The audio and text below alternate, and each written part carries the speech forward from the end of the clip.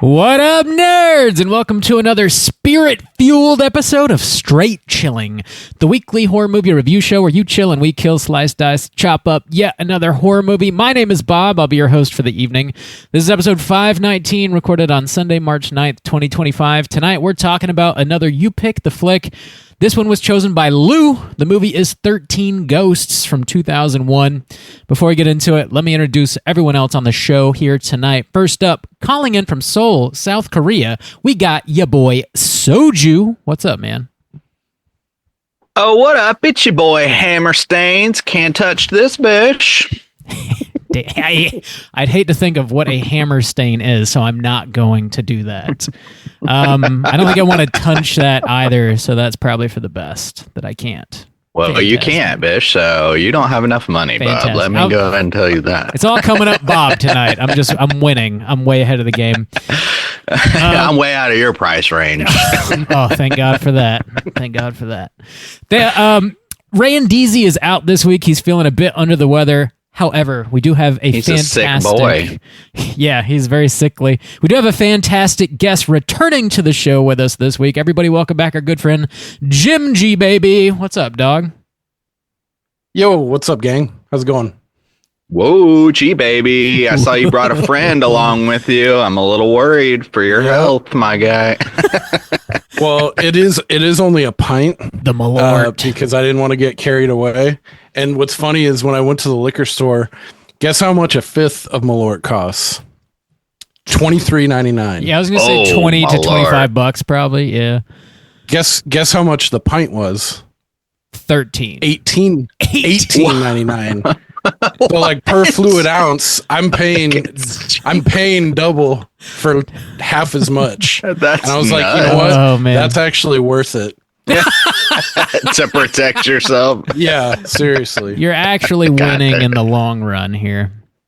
Yeah, the lady was like, "Do you actually like this shit, or is this just a gag?" And I was like, "Yes." How everyone knows. Yeah.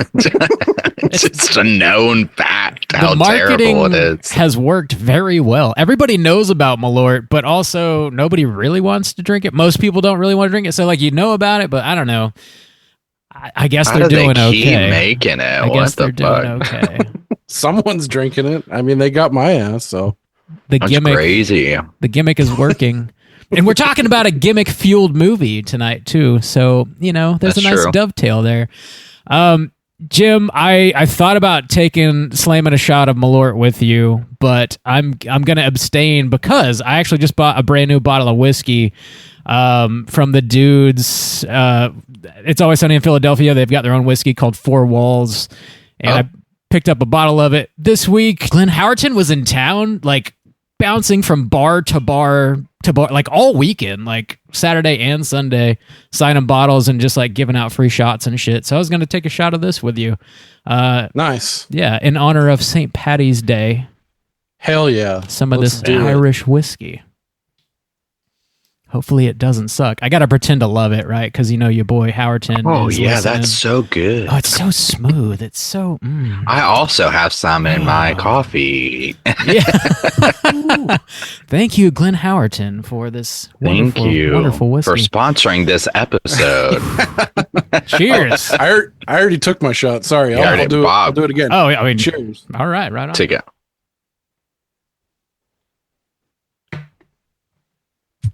Ooh, so smooth. Oh, it's the smoothest You can whiskey fuck that sky high. I've ever had in my life. Oh, God. Was that Glenn dude cool? Or was he just going through the motions? That seems like a tall order to be bouncing around from bar to bar and keeping the energy I'll up be like honest. that. I don't know where else he stopped. I'm sure we're just one of many cities that he's rolling through. He seemed tired, if I'm being honest. He seemed like he was having a good time, but he seemed tired. Like, yeah. Yeah, he cool, seemed though. nice enough, though. Just rolling through, pouring up shots, making people happy. So, yeah. How many people running by giving it, like, doing drive-by quotes to him from the show?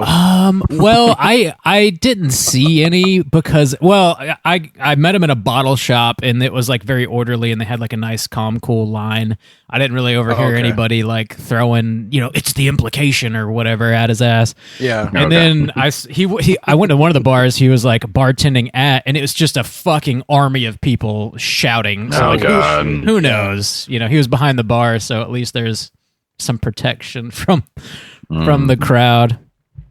The riff-raff. Yeah. Oh, Glenn.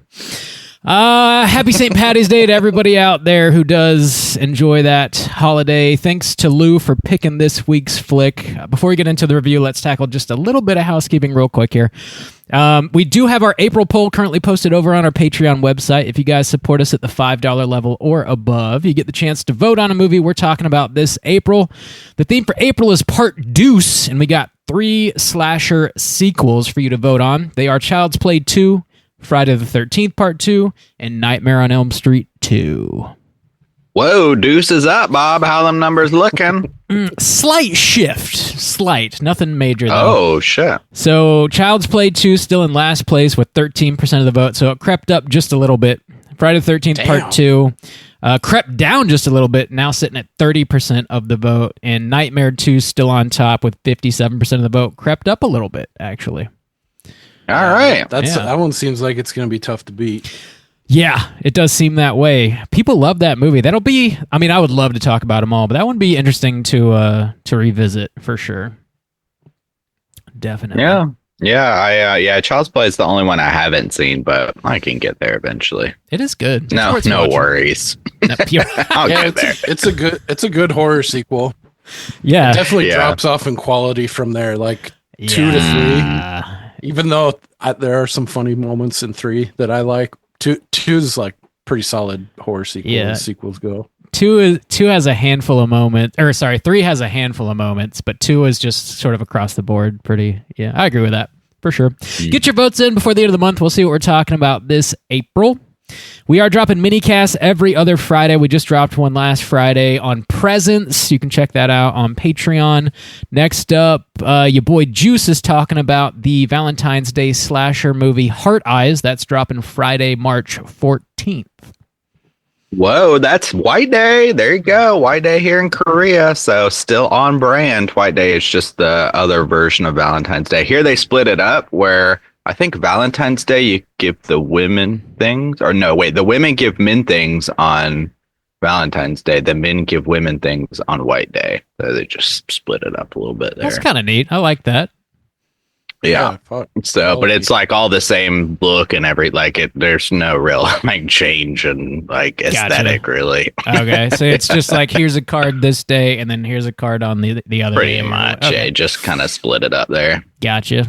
Stringing out some now, but it's still the 14th, and then on next 14th April they have Black Day, which is where singles go out. Oh, do they bring singles like day, roses, or do they just go out?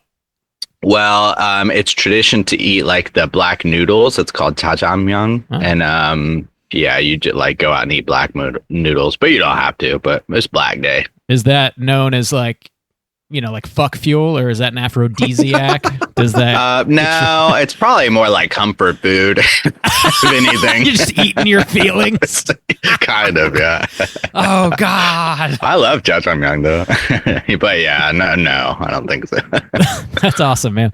Cool. Check out the shit that's like black because of its like the squid ink. I don't know what's used to make it. It's actually, I think, originally a Chinese dish, but I'm not sure. Maybe. I've seen some of those spaghetti dishes where they put the squid ink in. It makes. I had a squid ink sandwich yesterday. My sandwich was black. Ooh. Oh, my bread. You're gonna be shitting ink. What was your shit like?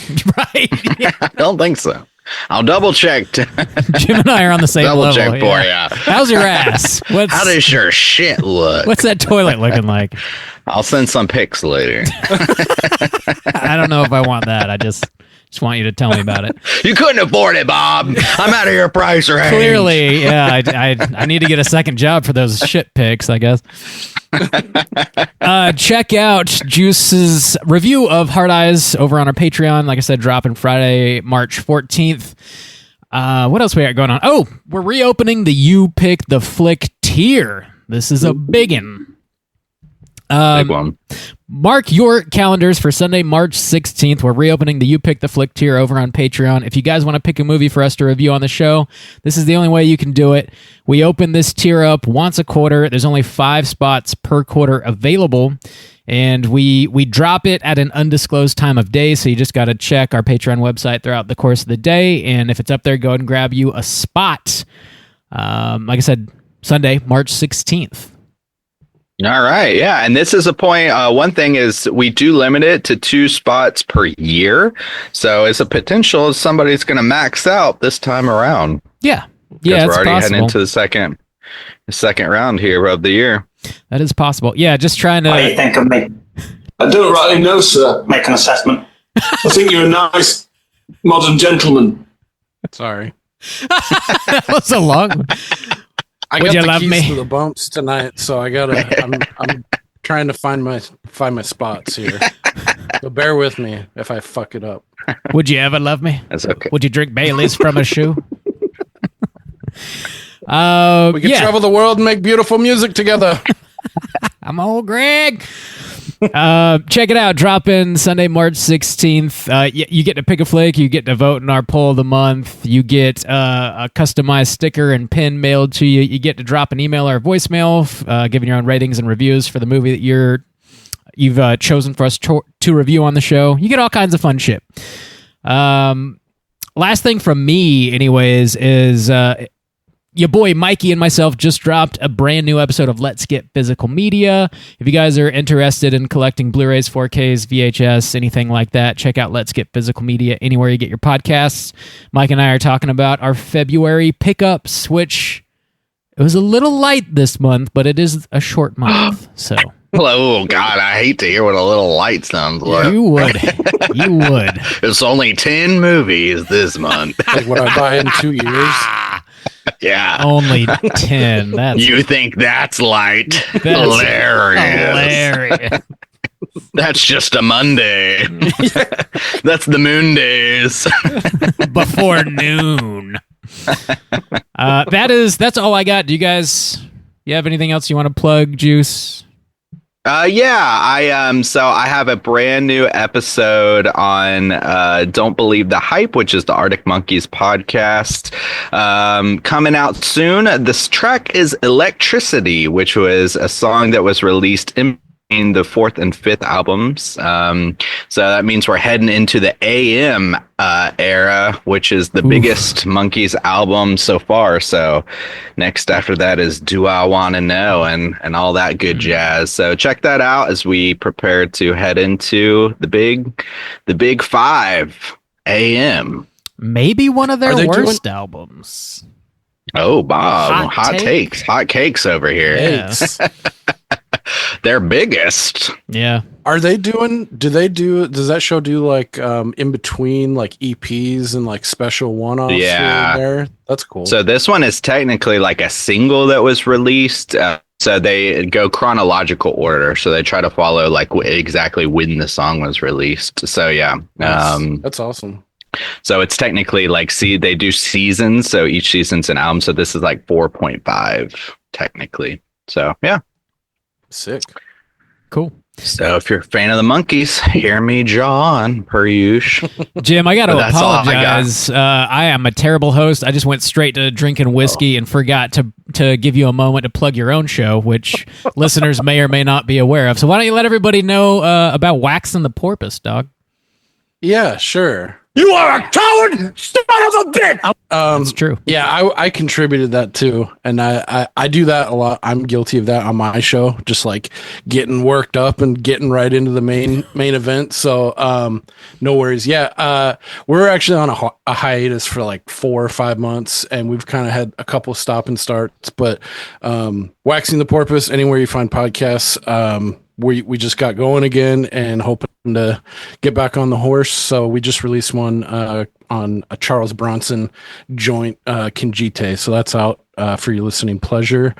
Yeah, it's basically like an Idiot Abroad, only with movies. My friend Steve is the idiot, and it's like a cinematic odyssey versus going to play, like old poor Carl going to different places across the globe. So if that sounds fun, check us out. Yeah, and y'all got quite the back catalog because y'all are right at 100 now. Yeah, hundreds. We'll be releasing episode 100 next week. That's crazy. Knock on wood. Hell yeah.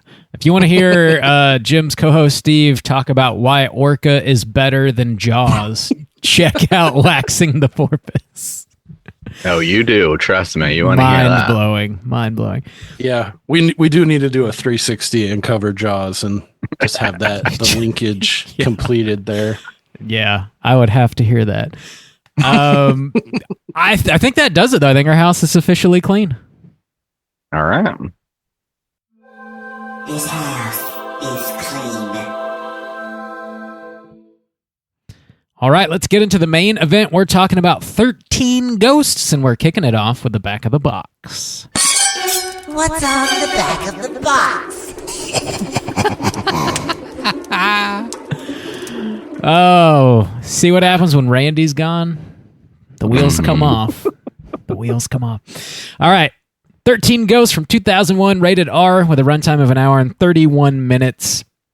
This was directed by your boy Steve Beck, who his only other directorial credit is a little movie called Ghost Ship, which was another Dark Castle flick. I don't know if you guys remember that. Sure, yeah. I didn't realize that. The only two he ever directed. He did some TV work for sure, but those are the only features that he did. This was this is a remake of the original William Castle movie from 1961, I want to say.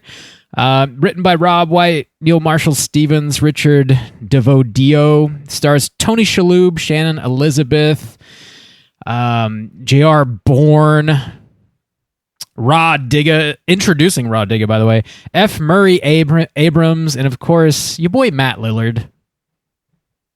He needs no introduction. Also, his drool. The man can't stop drooling. I love it. I would never want him to stop. Can't stop, won't stop. Plot synopsis brought to you by IMDb is as follows. When Cyrus Kriticos, a very rich collector of unique things, dies, he leaves his house, fortune, and his prized collection of ghosts to his nephew. I don't know why it stops there, but that's where it stops on IMDb. Does? Yeah. Just leaves them. Leaves his ghost. They're abandoned. Yeah.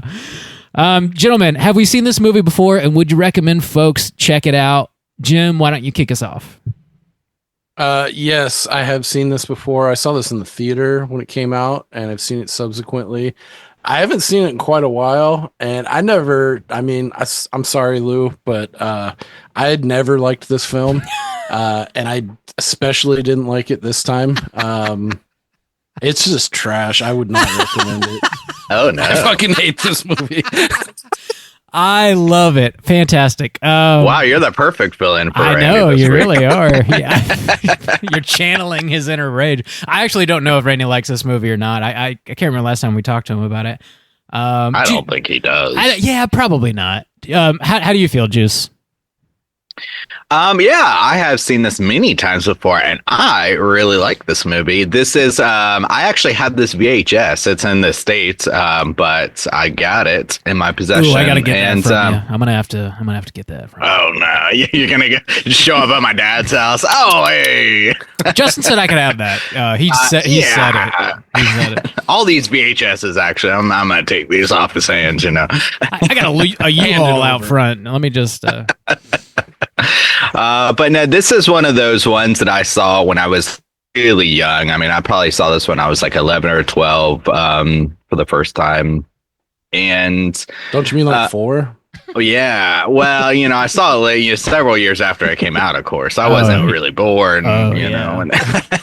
Wasn't really born. Not really. When it came out, I just kind of came to be, so miracle and all that. But yeah, I've seen this many times, and it holds a kind of special place in my heart because I saw it so young and stuff. But I do think that it is a fun twist on a haunted house movie. I think it's like got a lot of unique elements, and as far as like remakes of older films go, I think it's quite creative, and it's got some interesting lore and stuff behind it. So yeah, I do like it. I mean, it's not a blanket recommend, but I think enough people who are into horror will get a kick out of this movie, especially with Lillard carrying a lot of weight. Bob, how about you? Had you seen this before? Would you recommend? Oh yeah, I saw this several times before. I don't think I caught it in theaters. I think it was a Blockbuster rental, first time watch, I believe. And I enjoy it for what it is. It is not a good movie. I think it is an enjoyable movie. And I would recommend it for anybody that just really enjoys Matthew Lillard on screen. I think that is enough. There's some good practical stuff happening here too. But if you're wanting like a legitimately good haunted house movie, this is not that at all. So I'd recommend it, but, with a caveat. Take it with a grain of salt, for sure. Okay. So maybe a very medium loose recommend. Medium to loose. Bob's special. My special. A relaxed fit. A relaxed recommendation. Bob likes the medium to loose. You can watch it, but don't run out and get it. Make sure you got your stretchy draws on, widespread on the couch. Then hit play. All right. I do have this on Blu-ray. You didn't even ask. You didn't even. Oh yeah, Bob. I'm just too focused. You're doing on these too bumps. many things. It's I'm unbelievable. doing too many things. Unbelievable. Not even looking you in the eyes right now. I won't take it personally. I'll try. Bob, I saw you had this box. How many of these boxes do you have? Well, I said I had the box, so I covered it for true. you. Nice save. So nice that save. looks fancy, Bob. Yeah, this is a fancy box from Scream Factory. They put this out on Blu-ray. I don't think this has a 4K release yet anywhere. They got a whole bunch of brand new interviews and bonus features on this disc. It's pretty easy to find. I believe it's on DVD too, also on VHS. And you can rent it, stream it. It's really easy to hunt down. So check it out if you want a drooly good time with Matt Lillard. So we're going to be that box. We're going to be spoiling the shit out of 13 Ghosts, and here comes your warning.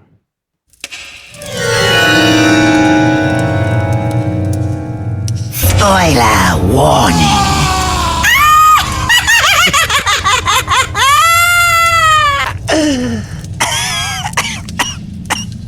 This bump has 15 seconds left. Why? What's going on? I'm just curious. It just keeps burning. Is that what it is? It's just the fire. Yeah. So I'm just gonna let it go. Spooky. Before now you have. That's awesome. It's 30 seconds long. Yeah. Crackling fireplace. Cesar, who shout outs to Cesar, by the way, who made those bumps for us. For anybody that might not know, he does a lot of really good voices, and he does the Crypt Keeper very well. But he left really long tails on those, so we could fade it at our leisure, I guess. So you have the unedited bump there, is what that is. So Kathy from HR. Thanks, Kathy. With the butt stink. Thank you. Appreciate you. Plot synopsis. I do have it. Oh yes, Bob, please, plot synopsis. God, I can't. Thank God I don't run the bombs. I couldn't. You're fucking up left, right, front, and center, fella. I know. I can only have one job. Dude, Jim is about to replace you and Randy. That's what's about to happen. That's fine. He can have the bumps. That's Balled fine. so hard they thought I was a fucking nutsack. Damn. All right, Bob. Hit us with that plot synopsis. All right. Ghost hunter Cyrus Kriticos and his team capture a ghost called the Juggernaut. However, Cyrus and several of his team are killed during the process. Cyrus's nephew, Arthur, is informed by his lawyer he's inherited his rich uncle's estate and decides to move his entire family over into his impressive glass mansion. His family is comprised of his two children, Kathy and Bobby, and their live-in nanny, Maggie. Cyrus's psychic sidekick, Dennis Raffkin, meets the family at the house and notices the Latin phrases on all the glass walls are barrier spells. Turns out all the ghosts he helped Cyrus capture are being detained within the house. The clumsy lawyer triggers a mechanism that locks the house down and releases 12 ghosts. The lawyer's then cut in half by a sliding glass door. Dennis uses a pair of spectral glasses, allowing him to see the ghosts. A dangerous ghost called the Jackal attacks Kathy and Arthur, but they're saved by a random spirit liberator called Kalina. They all gather in the library, and Arthur finds out the ghost of his wife, Jean, is also in the house.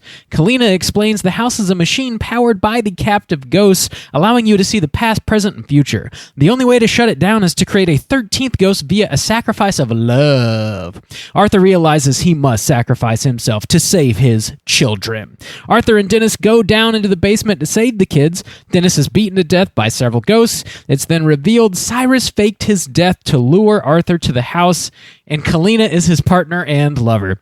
Cyrus orchestrated the situation so Arthur will sacrifice himself, which will not actually stop the machine, but instead activate it by becoming the 13th ghost. Cyrus kills Kalina after she objects to putting the children in danger. All 12 ghosts are summoned, and Arthur witnesses them standing around a clock-like circle with his children standing at the center, surrounded by rotating and flipping metallic circles. Arthur then realizes Cyrus can't possibly be dead, or else he would be the 13th ghost already. So they fight while Maggie disables the controls, allowing the ghost to throw Cyrus's body into the rotating rings, slicing him to death. Cyrus then leaps through the rings to be with his children, and while the machine comes apart and shatters the glass walls of the house, freeing all the ghosts. Jean's ghost tells them she loves them before disappearing, and Maggie is quitting her nanny gig because the ghost things weren't in the contract, etc. Haha. Roll them credits. There you Nice. go. It was a spirited Too old plot for this synopsis, shit. fella. I'm getting too old for this shit. Have you guys seen the original 13 Ghosts William Castle I joint? have not. I kind of wanted to watch them this week, but I kind of forgot about it also. So no. Have you, Jim? Same. No. No, I have not seen it, and I thought that would have been good to prepare and before this, and I planned on watching it, and I didn't because I'm an asshole. So No. I would like to have that Fit kind right of in. perspective of the original versus this, because I go so hard against this fucking movie. So I don't think you'll love the original. Have you seen it, Bob? Yeah, I wouldn't necessarily recommend it. I have seen it. You can find it in 3D or just a regular. So William Castle is famous for releasing movies with gimmicks, and when 13 Ghosts came out in theaters, it was released, it said filmed in Illusiono was like the gimmick that was plastered on all the posters and shit.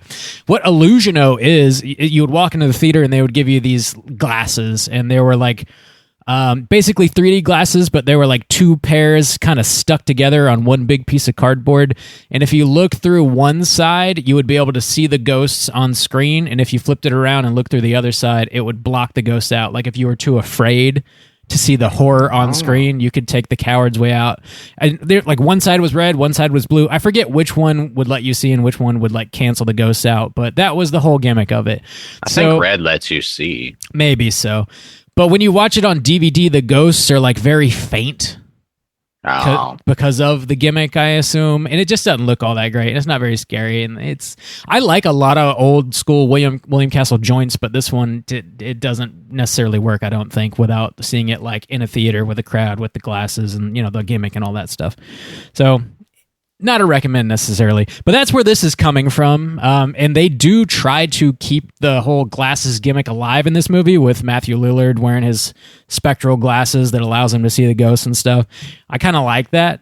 I also didn't realize until doing research for this movie that Dark Castle, like the production company of Dark Castle, it's so obvious, but they started as just being a company that was going to only remake William Castle movies, thus the Dark Castle title. I think they only did like 2 or 3 and then had to like pivot because they weren't making money, so they started making their own movies. Right? are these the same people that did House on Haunted Hill? Yeah. Another William Castle remake, yeah. Okay, that's pretty cool. Yeah, I didn't think about that. But yeah, I mean, as far as remakes go, like you said, I think they do enough to like really. It seems like they were really trying with this movie, and there's a couple of things about like the glasses, and when I mean trying to honor is I guess what I meant to finish that is they do the glasses aspect, but there's like a ton of lore here, a ton, and even separate from the stuff that we get in the movie, which I like the book and I like going through the pages and I like the artwork that they dedicate to each one of the Black Zodiac or whatever.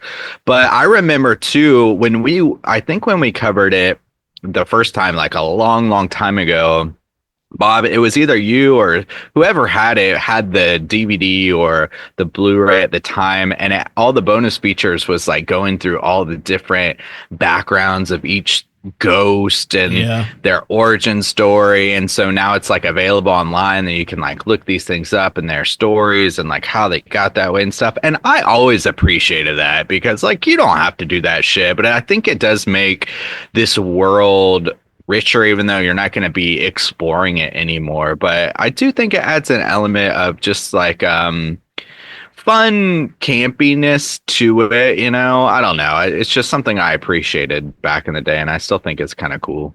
Yeah, isn't that like a microcosm of like how I feel like older DVDs used to be much richer in like additional features and extra content like that? Like, yeah.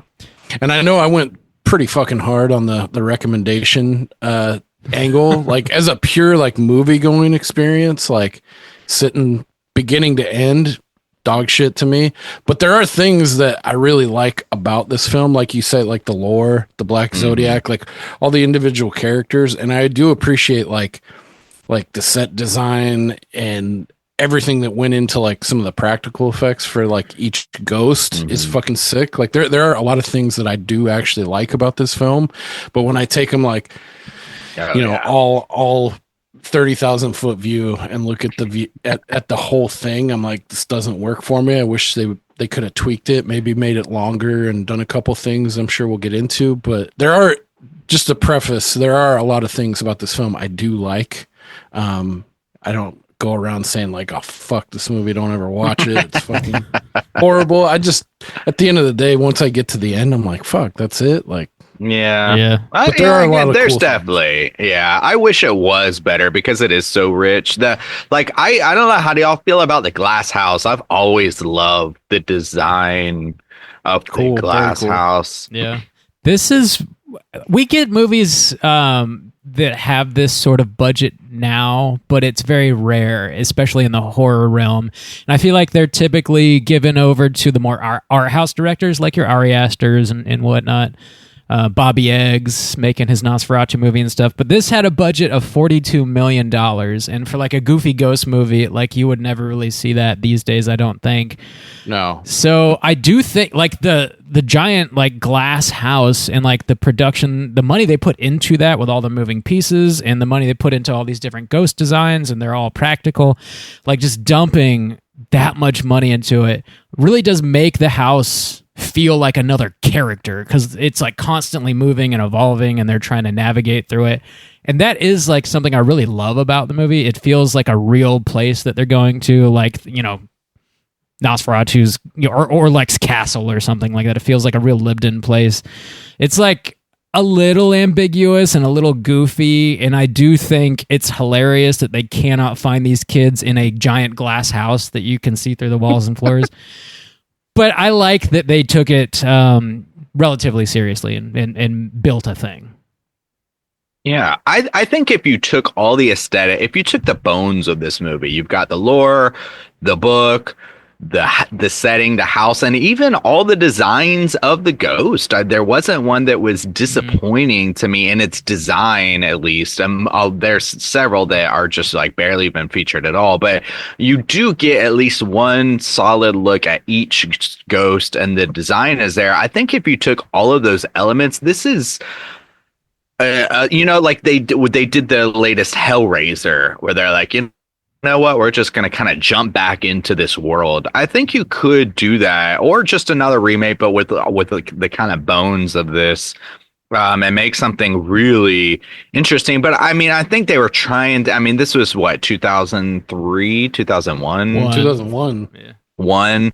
So, I mean, this was, this is your times when you got like, Freddy versus Jason coming out. People weren't really taking horror seriously. Even like the really big names were all about goofiness and camp. And, Scream was the hot shit just a few years before, but, that got the comedy baked in and stuff like that. So, I mean, I think they kind of hit what they were aiming for. There's a little bit of comedy here. There's some campiness. There's some cool designs. I don't know. I think they actually did pretty good for the time period and the budget and stuff.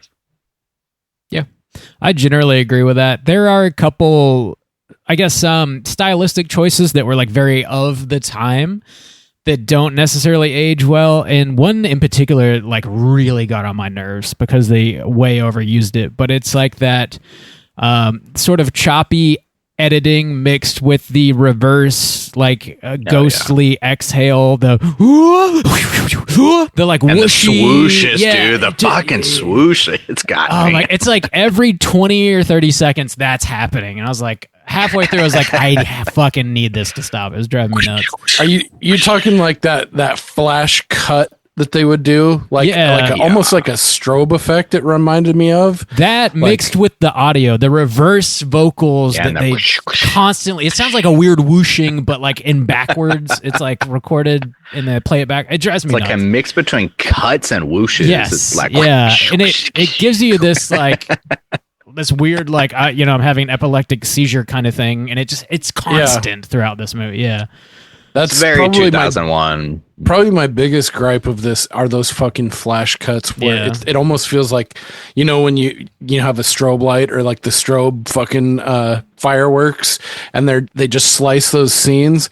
That, and I swear to God, there's gotta be like 85 shots of someone's glasses falling at 3/4 speed or something and bouncing to the ground.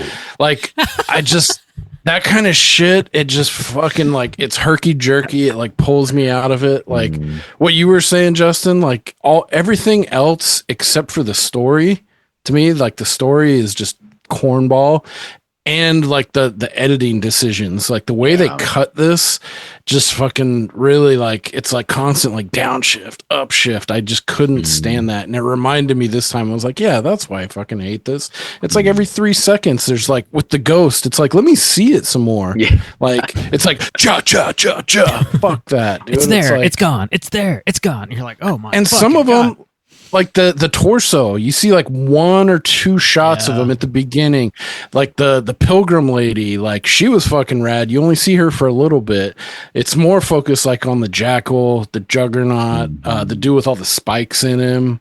I wish they would have given a little bit more equal time, or a little bit more time at least, to some of the other ghosts too. Would have been cool, but at least half of them you barely see, really. Yeah, that's fair. Yeah, that's the bound woman, I think maybe you only see once, and I think the torso you only see once. The mom and her kid just kind of, you see them a couple more times, but that's also, you kind of do have to balance it out a little bit, because some of them, it seems like I think what they're implying is that the closer you get to 12, for some reason, it like ramps up their danger, because the mom is like number 4, and the mom doesn't pose any threat to them. She died in a horrific way. And like the first one is the kid who's got the arrow through his head, and he's like stands around or whatever, but he never really poses some threat. So it's not really till you get like the guy with the baseball bat, the prince. Oh no, I guess the chick with he's like 5 or 6, I thought. Yeah, he is like 5 or 6. And then I think he's 5, and then the girl with her yabos out, the princess.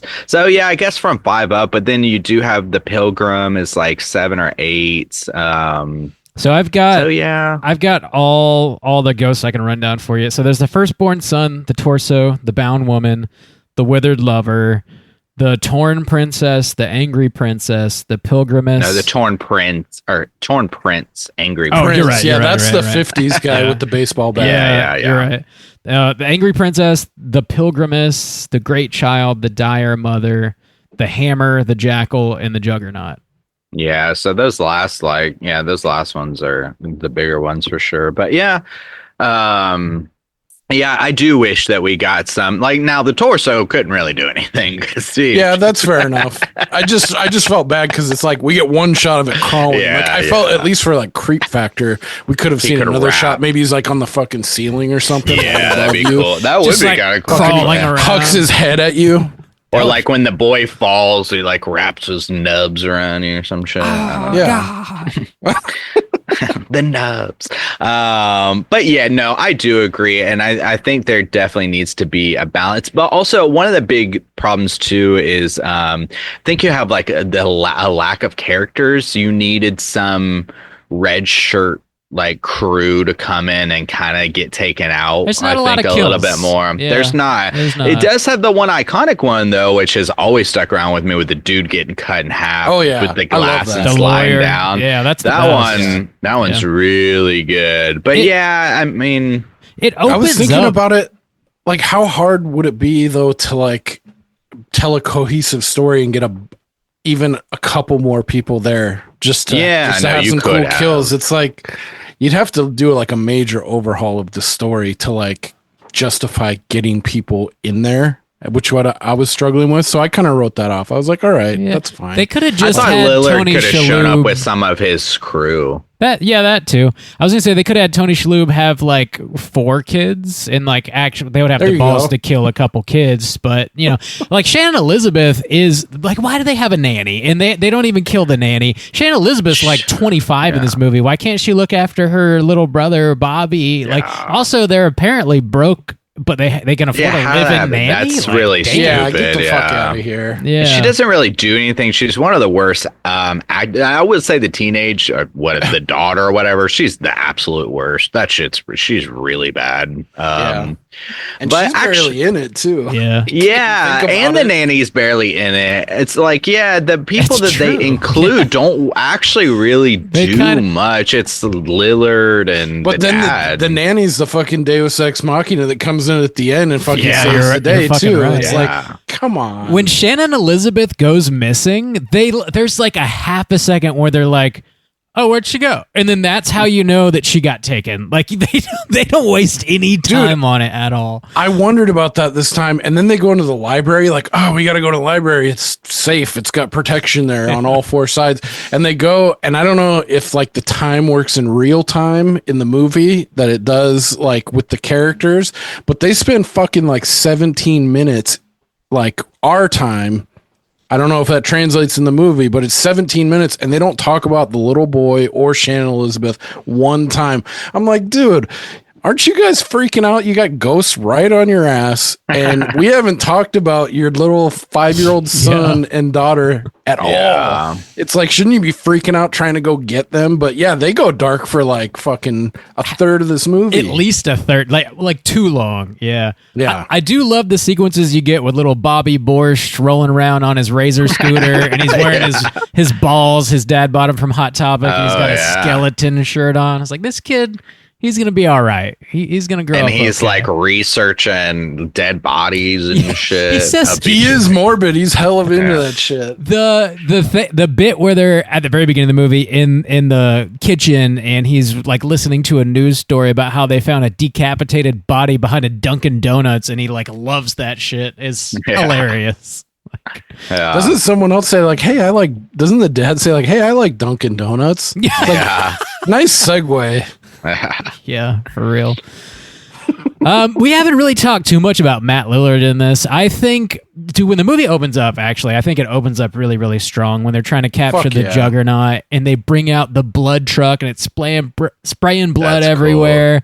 And then you got people like getting split in half and crushed to death by these cars flying around and shit. And also, cherry on top of this whole thing, Matt Lillard with his tiny little glasses and his turtleneck and his like see-through crystal clear raincoat. That would be the sickest Halloween costume if you. That would be cool, actually. wore Dude, that's that. a chunky fucking turtleneck. It dude. is. That's Dude it's was beef. sweating. Not only does it goes like all the way up to the jawline, but it's banging like it's got depth on it too. Yeah, it's like 2 that inches thing of will keep you fabric. warm. Yeah, she's thick and a raincoat on top of it. Dude was sweating. He was sweating. I loved his character in chilly this out. though. He easily the best part of this whole movie for me. He's got several hilarious lines. He keeps having seizures because he can see dead people and I guess that causes him to have seizures or something.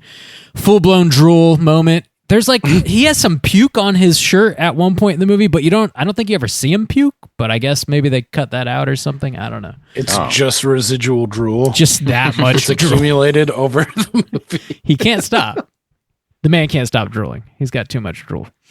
Dude, that's one of the things that kind of that what has always got under my skin about this movie, because I remember watching it at theater and I was jacked for it because I'm a ghost guy. I like haunted, possession, like ghost stuff. That's my favorite like genre of horror.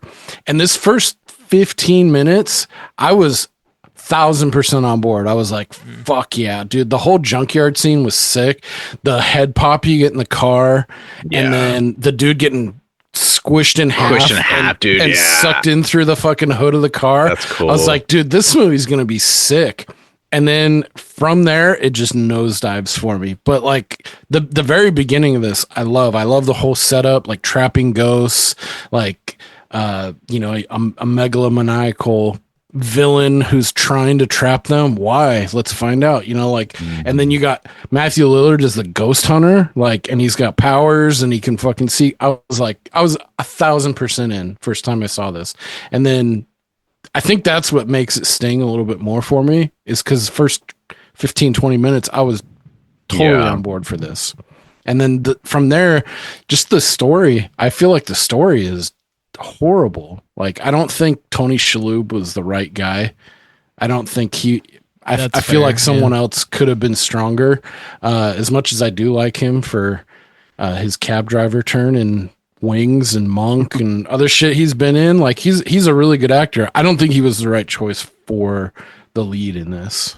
Yeah, that's fair. I don't think he necessarily does a bad job, but as far as like casting appropriately, I can agree with that. I do like, even though I don't like her acting in this, Shannon Elizabeth, I do, apart from the opening Juggernaut scene, I wish we kind of had more scenes like this. See, I do think that there is a solid foundation here that like could have been ramped up more, but I like her scene where she's in the bathroom with the princess, and you do a back and forth where it's, because that almost kind of pays homage to the original film too, in a kind of way, where you have this option to see some extra shit where you kind of peek through the glasses that are up on the counter and it's all covered in blood, and she's soaking in a blood bathtub, and she goes to like rinse her face, and she almost throws the blood on her face. Like, that's really cool, and I wish we had more time and moments like that. It's like they started to, or maybe they had more footage, because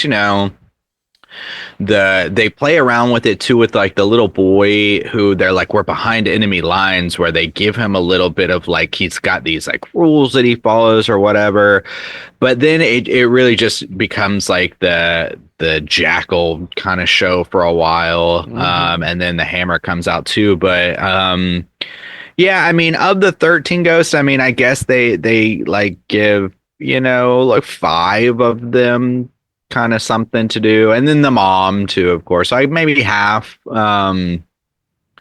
So yeah, I mean, we needed more kills, we needed more like red shirts, we needed a little bit more like ghost activity going on, but so that is unfortunate. That is a bummer. And then Shannon Elizabeth, she's just really, I think she was popular, and that's why they cast. She seems way too old for the role, I think. Yeah, and she's got to be like mid-20s, late 20s. I think she was actually like 17. I think she was older than Raw Digga was. I think I read a bit of trivia where she was like 2 years older. Like Raw Digga was 21, she was 23, or something like that, around there. So that doesn't really. She's riding that American Pie. Fame. Yeah, right. Yeah, exactly. But yeah, in addition to the weird casting decisions in this, I think there's the plot. Things are just happening. Like Cyrus, when Cyrus shows up, and he's still got all of like the fake blood on him from weeks ago. I don't know, like whenever he faked his own death. Sure it's months ago. So he reapplies I feel like all that. Was months.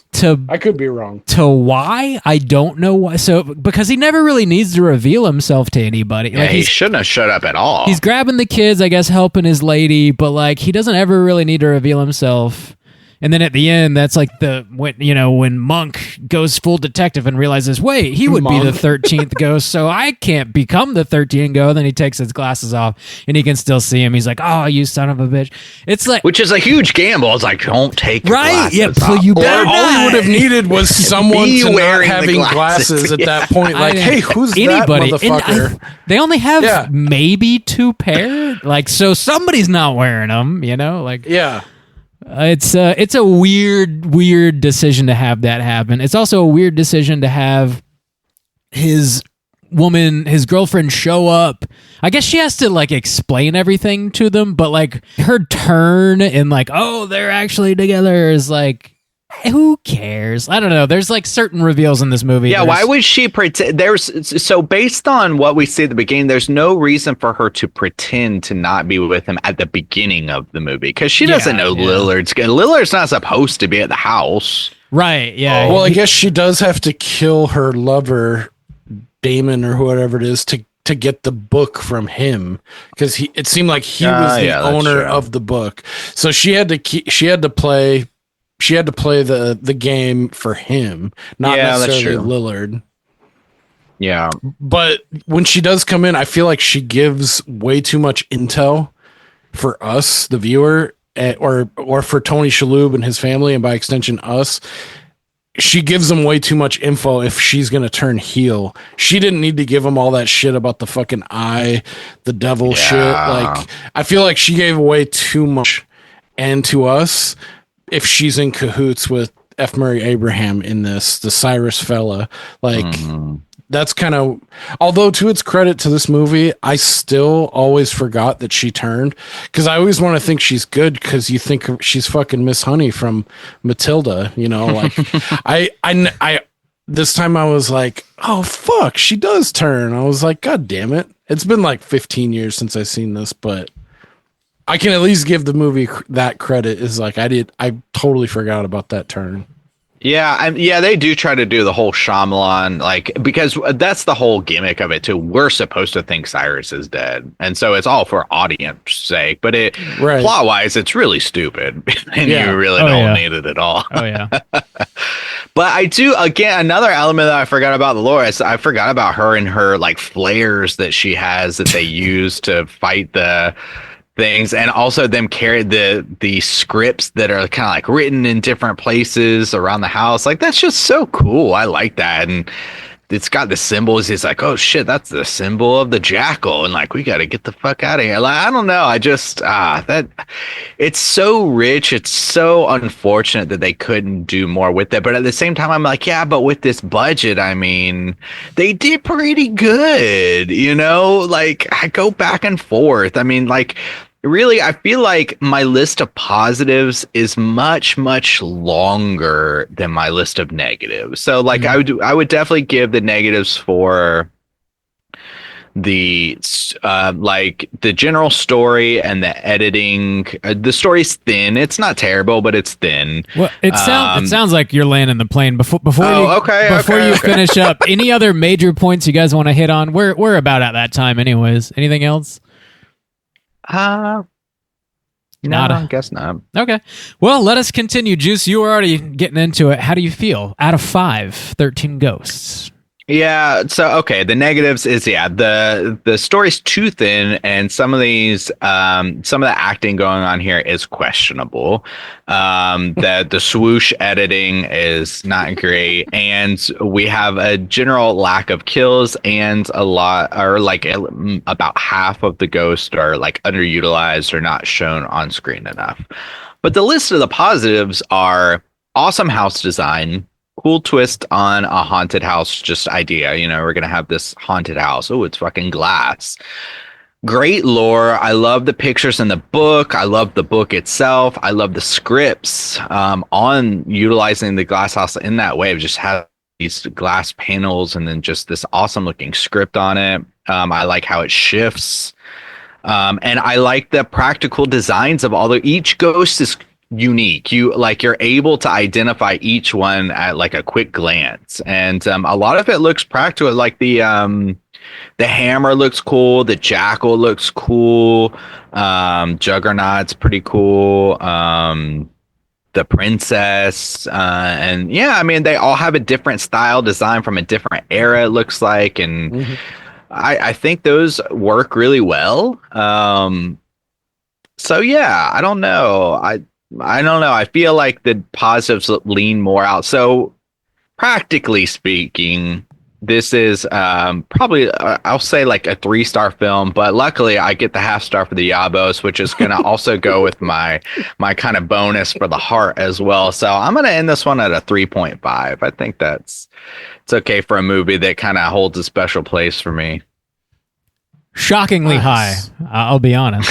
Yeah, I mean, I'm not gonna lie, that it is quite high, but half star for the Yabos. No shade at all. I'm just actually surprised. I didn't think you were going to go that high.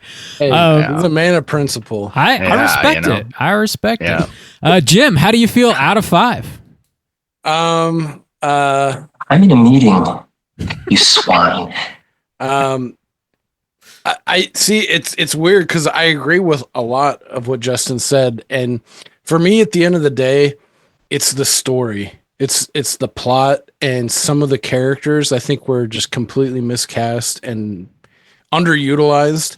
The way it ends too, just like on a fucking and it goes right to the credits. Like, it does keep it at I think right on 90-minute picture, which is nice, but this is one I feel like if they could have tightened up the story, I wouldn't have mind 2 hours 15 for this, because there's so much richness with all the lore of the ghosts in the house. One thing I don't think we touched on, but I've never seen, is like the use of spells and the spells on the walls and shit. I loved that. Like, I thought that was really cool, like keeping them out and like confined, and like the way they used it within the film was super cool. I've never seen that in anything else.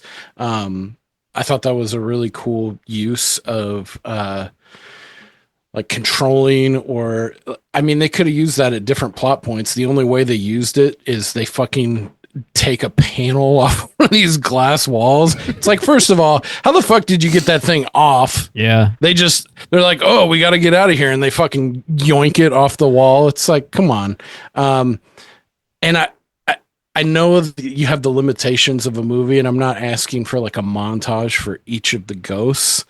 I just wish we could have got a little bit more from maybe a select few of them. Because they are so cool. Like, I wish I had like to me, this would be like the ultimate coffee table book. Like, have a fucking like a lore book of each one of the Black Zodiac, and like be able to read about them. And like, I mean, I would even liked maybe a smaller montage within the movie of getting like a handful of the ghosts, the way we got the Juggernaut at the beginning.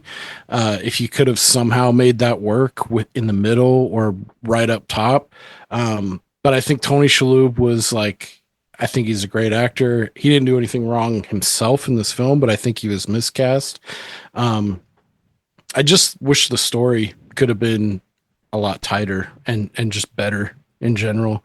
I don't know how, but there's all these things that I do like about the movie, but just for me, the A to B, watching it in a run through, it leaves me unfulfilled and like, fuck, man, like, what could have been, like, because like the Jackal is fucking probably my favorite ghost, and she gets a lot of screen time, but there's a lot of other ghosts that are really cool too. I wish we could have seen a little bit more, maybe had a couple more red shirts, or even just like, the first ghost, maybe like we get someone nicked, like one of their ears gets ripped off because he's like in a corner and he fucking rips off a bow and arrow, and like the main dude loses an ear, something like that. Like, maybe a little bit more stakes. It felt a little too soft, but anyway, sorry. Long way to say I'm going to give this a solid 1 star, largely CGI.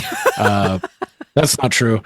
I did appreciate the practical effects and everything, but yeah, I got to go 1 on this because it just leaves me fucking wanting more. We need a 13 Ghost prequel is what we need. Yeah.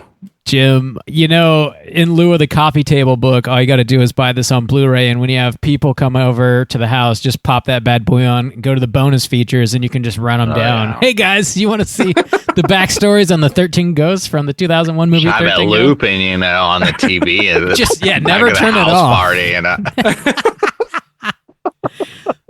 That's how you make Mom, friends. Out of 5, where are you going to rate 13 Ghosts? I enjoyed this one for what it is. I think the Matthew Lillard drooling nonsense, he's got a couple lines that really cracked me up. That we didn't really get into like all the shit that he says. He's got one that's like, in case you didn't notice, I'm a bit of a freak, which I don't know, I fucking loved. The ghost designs are really cool, and they're all really original. Just some of them you barely get to see it utilized at all, which is kind of a bummer. The design of the house is super cool, even though it's like a little ridiculous. The opening sequence is really badass. I think the kid, Bobby, the actor they got to play him, actually did a pretty good job when it comes to child actors. Strangely enough, I think the older actors in this are like maybe a little miscast, or I don't know that they're doing a bad job, but they feel like maybe they're phoning it in or just miscast. I don't know. F. Murray Abraham, I guess, was pretty good as the bad guy. Yeah, he was solid. Confusing decisions when it comes to the plot. Stuff doesn't really make sense other than to surprise the audience. Like, I don't think anybody that was actually trying to build a house and fill it with ghosts and fake their own death to trick their nephew into moving his family into it so he could lock him down and convince him to commit suicide so that you could gain access to see the past, present, and future would do exactly these things, which I've thought about a lot. I know exactly what I would do to make that happen in my own life. So, the lawyer kill is great. Not enough kills, though. Really just not enough gore in general, I don't think. A couple decent scares, maybe. Like I said, that whooshing sound and like the bizarre cuts and editing choices are fine if you do it a handful of times, but it's constant in this movie, and it drives me kind of nuts, to be honest. Overall, though, it's fun. Like, I don't regret watching this movie. Anytime I put it on, I have a good time watching it. I think it's definitely more good than bad here, but it is dated as fuck, but maybe I have a little bit of nostalgia for the time. And I also think just a production company that was born with the idea of purely remaking William Castle movies is just fucking awesome. I'm really, really down for that idea. I think that's cool, even if it didn't work out ultimately. So I'm going to give this a 3 out of 5. More good than bad. Hey, Bob, you're right there with me, though. Pretty Talking close. about how high I rated it. Like I said, no shade at all. I was just surprised. Yeah. I was for sure you were sitting at like a 2.5 or a 2 even, maybe. Yeah, I don't know. Maybe some nostalgia happening here, but it's just, I enjoy it. Also, Lillard he's a charmer, he carries some weight here. But I feel pretty confident Jim has been around Randy. I don't think Randy likes this movie at all. So it balances out either way. Yeah, listening to 500 plus episodes, I feel pretty confident thinking that he would not be a fan of this film. That's fair. So I'll champion Randy on this one. He'll be proud. If he ever listened, which I know he won't, I'm sure he would be proud. He might listen to this because he's not on it. So maybe. I don't think so. Maybe. I don't think so, Bob. Maybe. That's going to put our aggregate at a 2.5. And like I mentioned earlier in the show, whenever you guys pick a movie for us to review, you have the opportunity to send over an email or a voicemail with your own ratings and review. And we do have a voicemail from Lou. You got that pulled up, Juice? I think so. Here we go. Cool. Oh my God. You've changed the message and you've completely thrown me off. Okay, hi. Hi, Dracula and Straight Chilling crew. It's Lou. I'm calling with my very brief review of 13 Ghosts. Thanks for doing it. So I watched it last night, and it's not very good, is it? Having said that, I absolutely love it. It's got a lot of nostalgia for me. It's very of its time. I love Tony Shalhoub. I think I might have picked it because I was flip-flopping, and then I was watching Monk, and I was reminded of how much I loved him. And can I just say as well, why is his wife always dead in every, like, his reason for being in these things seems to be always his wife's dead. Anyway, Matthew Lillard is freaking awesome. Love him. He's reaching Nicolas Cage level of deranged in this film, and I'm here for it.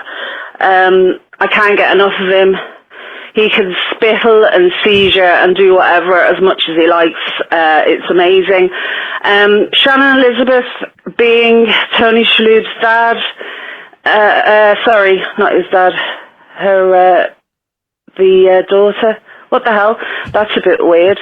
And where the hell did the kids go? They seem to vanish for half the film and then show up in the middle of the thing at the end, which was a bit odd. There must have been missed scenes, clipped out scenes, or deleted stuff or whatever, because half of it didn't even make sense. The ghosts are all brilliant. I did laugh when they were calling the wife the withered lover. I would have been very bloody insulted if that's what my ghost name would have been. Yeah, it's really good, but it's really bad at the same time. I never watch it and don't enjoy it, but I can appreciate the things that it's lacking. And half star for the Yabos. So that would mean that I'm going to give it I don't know what to give it. I'll give it a 3.5 out of 5, including the half star for the Yabos.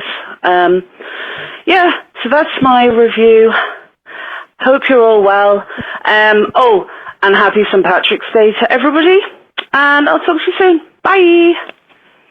Lou, right there with your boy Soju, 3.5 stars. I think that deserves a little something special.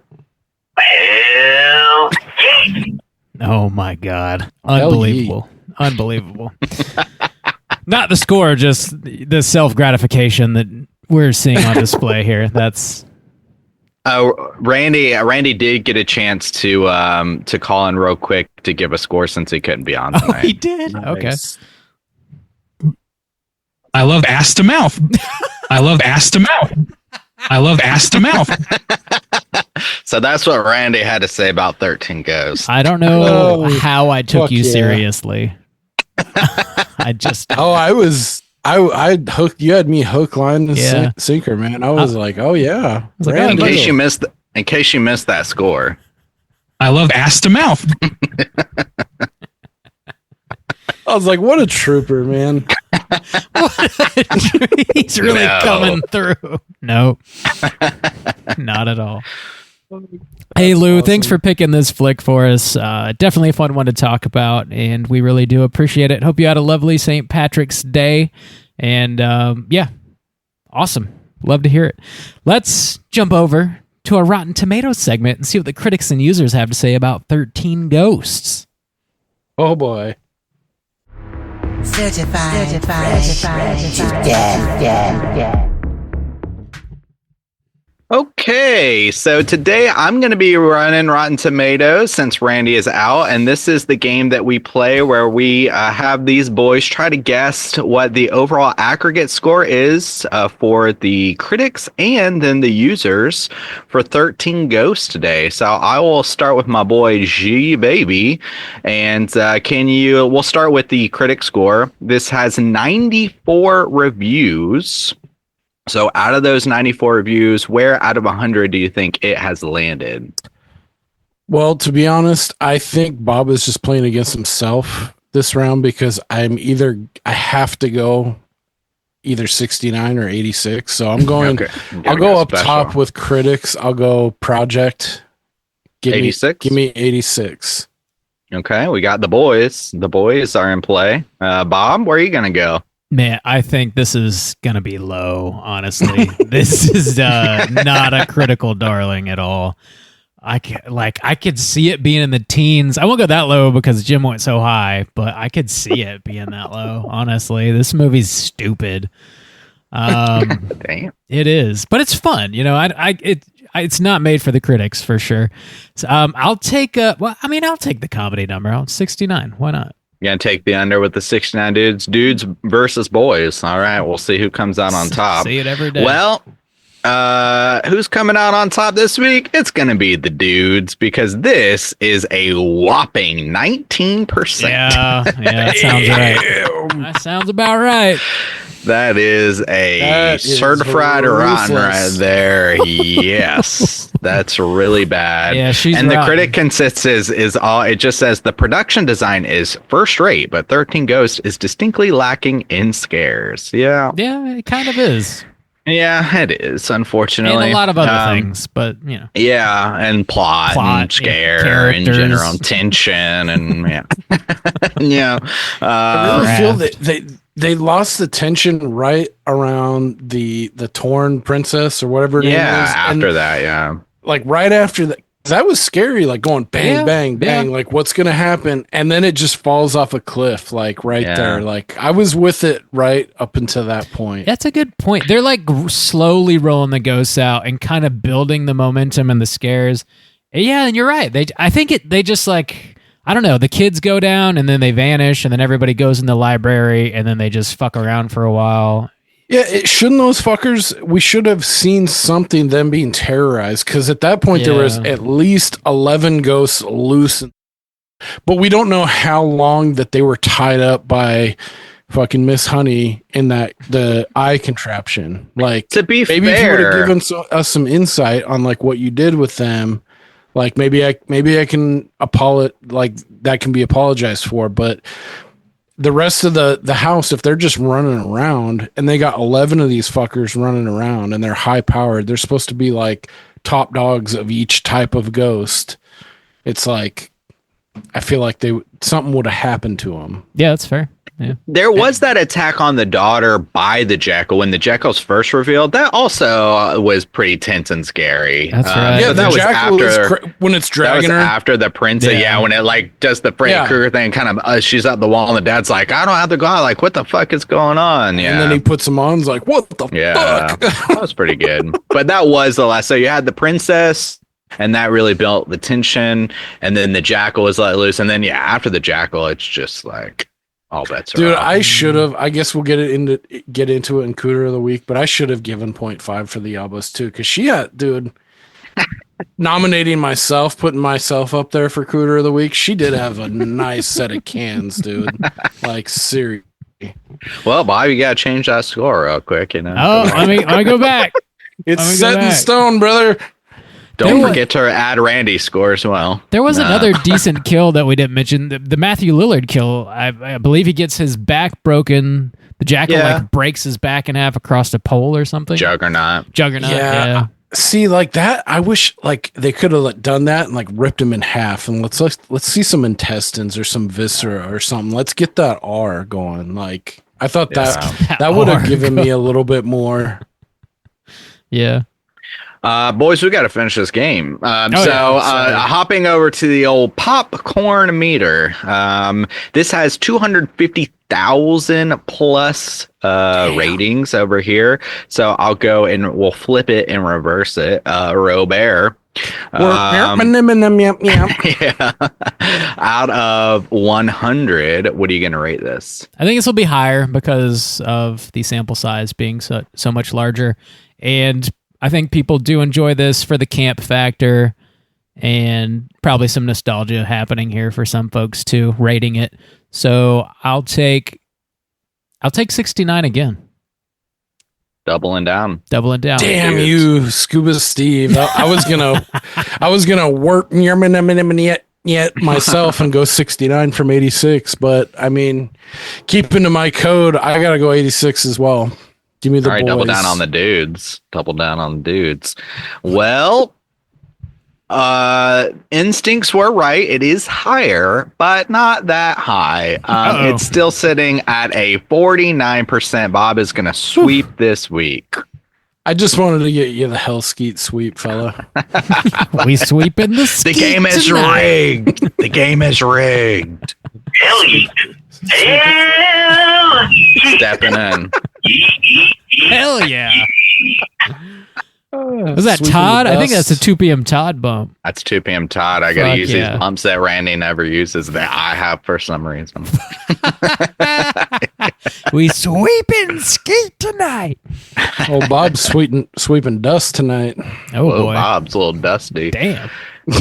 Dusty Dick Bob, we call him. That is true. They call me that. They do call me that.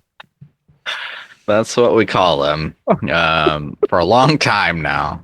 Yeah, Bobby Borsch with the dusty dick. Yep.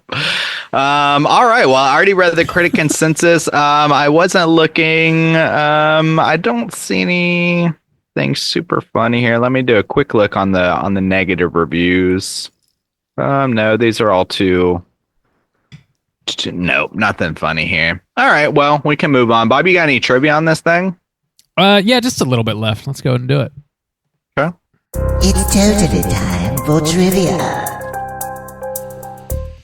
All right, so this movie was only the second Dark Castle Entertainment production. It was a critical failure, as we just discussed, and a financial disappointment, though it did surpass its own budget at the box office. It earned $68.5 million on a $42 million budget, but when accounting for advertising and marketing costs, it ultimately did lose some money, which discouraged Warner Bros. From remaking any more William Castle horror films, which was, the plan. And next up, they released Ghost Ship in 2002, which was based on an original screenplay, which was also a failure. So, yeah. The pivot didn't really help too much, I guess. No. This was Shauna Lawyer's only film. She attracted a small cult following thanks to her brief role as the Angry Princess. Looking at you there, Jim G. Baby. Rumors circulated that the role was actually played by porn actress Aria Giovanni using a pseudonym, but that's incorrect. I thought that too. Yeah, that's been like a... Oh. However, give me their OnlyFans link. Fuck. However, Miss Giovanni was in the adult parody titled 13 Erotic Ghosts in 2002. So nice. You can check. There you go. Nice. Noted. Oh man, gotta add that one to the list for the side project where we only cover the porn parodies of horror films. I'm blanking on his name, but I'm pretty sure the dude that directed Chopping Mall, where we talked about all the porn parodies that he also made, I think he did direct this one too. Oh my god, I can't remember his name off the top of my head, but that title sounds very familiar to me. Not that I own it. Director of Chopping Mall. Yeah, the director of Chopping Mall. I'm pretty sure he did 13 Erotic Ghosts as well. Damn. I'll check it out. Nice. Good for him. Good for him. Last bit I have. Fucking show. Last bit I have.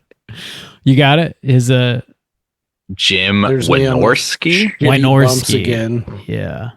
Yeah, I'm pretty sure that is him. In the Juggernaut's backstory, it is explained that he in fact was a serial killer who would pick up female hitchhikers and take them back to his junkyard to tear apart with his bare hands. He was killed by a SWAT team after he unknowingly picked up an undercover SWAT agent. A little bit of backstory there.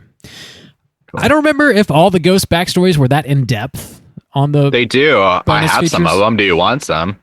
Yeah, if you got some more, yeah, you can blast through. Give me. Do you have anything else? Give me just a second. No, I noticed that because like the Juggernaut, like when like he was walking and you get like actual scenes without it doing that fucking strobe cut every 1.5 seconds. He had like bullet holes like in his arms and shit and like through his body. Like I was trying to like I watched this like 3 times before this, trying to like zero in on the ghosts and stuff. And that one, the Juggernaut especially, like, yeah, he had like bullet holes like all over him too. So I was like, that would have been cool to see. Good like, attention how to he detail. Went out. That they got all that written up before, that's. And you watching the movie 3 fucking times, damn. Good well, on you. it was a tight 90 minutes. I'll be honest. The first one, I fell asleep about 45 into it, so I had to watch it a second time, like out of necessity. And then I was like, yeah, fuck it. I'll just skim through the third time. So yeah. So if anyone no, damn alligator bit my hand off. Oh my. Oh my god. If anyone's interested, ScreenRant.com does have a rundown of all the ghosts and their backstories. Is there anyone in particular you boys want to hear about? The one that stands out. I don't want to speak for Jim, but it sounds like the Angry Princess is of interest. I can let you know. She's pretty cool. I would have liked to see the fucking giant baby man and the mom. Like that one kind of seemed intriguing to me. That kind of reminded me of Nothing But Trouble with so I can give you those. They have a pretty interesting those 2 big ass babies. Yeah. So the angry princess, she died by suicide. The angry princess backstory is tragic and makes her a figure of empathy as much as fear. The angry princess was incredibly beautiful woman by all standards but her own. Sadly, she was unable to be happy with her looks, seeing imperfections others didn't, and constantly trying to improve her appearance through surgery. After a self-administered but botched facial surgery left her disfigured, she killed herself. There you go. Damn. And we can go to, so we have the great child and the dire mother. He and his mother were killed in a carnival. The great child and the dire mother are among the creepiest of the ghosts. The mother was a woman with dwarfism who worked at in a American Horror Story style freak show, carnival show. Her enormous son Harold was the result of a sexual assault by the carnival's tallest member of the freak troupe. Some of the other freaks later murdered her, leading her son Harold to go crazy with an axe and kill most of them before he was killed by an angry mob. There you go. Damn. I know. Yeah, there's backstories on all of them. That's a lot. Yeah. Any more? Dude, another thing I was trying to catch on this fucking movie too. I was like, are these fuckers being fast and loose with the rules? And they weren't. I appreciated too that, because I was like, are they counting the mother and the giant baby man as one entity? Oh no. And they aren't. They count them as 12. They do. Throughout like the whole circle of the Black Zodiac. So I was like, I appreciate that they're sticking to that. Like, because I was like, that's 13 right there, you fucking assholes. And then when they go and I count thought the that shit, same thing, actually. Yeah. I was like, all right. We're on. You got to the you. math right, at least. We're on to you. Fucking nerds. Fucking nerds. We know how to count. And you're right. The Juggernaut does have a bunch of bullet holes in him. Hell yeah. Cool. He's probably my favorite. The Juggernaut. Yeah, he is pretty dope. Yeah. I like the hammer. The hammer was cool. The hammer is good. The Juggernaut. I feel like, dude, when they killed Matthew Lillard, if you're gonna kill him, like when he comes down with that hammer blow, like on the neck, it's like, dude, you're right there. Just hit him in the head, make his head pop, dude. Let's get a fucking cool. You got the R. It's like you haven't used it till this point, really. I mean, there's no F bombs. You get a head pop at the beginning. It's like, I mean, the Yabos get alone another head pop. will get you there. Well, okay, yeah, that's fair. Sorry. This is a horror movie. We're not filming a porno. God damn it. This is 13 erotic ghosts. I don't know what you fucking thought you bought a ticket for. So let's talk Cooter. At least of the get week, a boys. dilder in here. Whoa, damn. Hell yeah.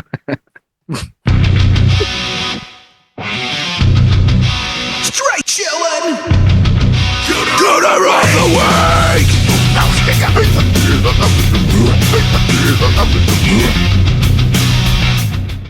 Juice, what is a Cooter and why do we hunt them? Okay. Cooter's character type in a straight chillin' exclusive. Cooter has to hit 3 of these 5 points to be considered a Cooter, but we want the Cooter with the most points. The 5 points of Cooterdom are sexual deviance, manipulation, smug arrogance, overall looking attire, and overall patheticness. Boys, I think we got at least one Cooter this week. Maybe more. Gotta be Cyrus, right? Cyrus the Virus? Nope. I was going to go, the most obvious was the fucking lawyer. Oh, the lawyer. Okay, yeah. Okay. Well, let's start with the lawyer. He says nice tits. He says nice tits to the fucking That's true, yeah.